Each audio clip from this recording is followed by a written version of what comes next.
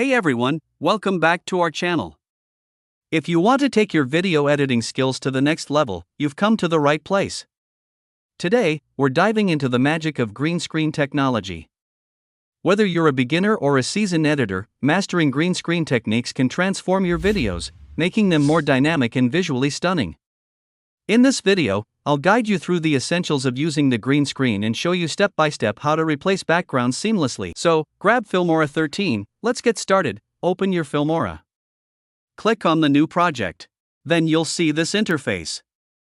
After that, import your media files. First, drag and drop your green screen video onto the timeline and click Keep Project Setting. Double-click on the video. Next, go to the editing panel on the top right side. Click on AI Tools.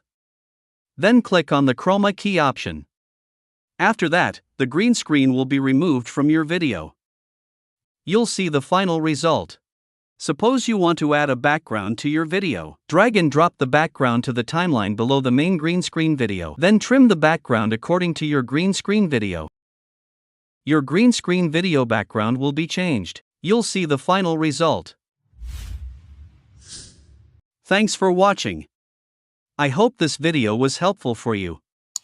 If you liked this video, don't forget to hit the like button and subscribe.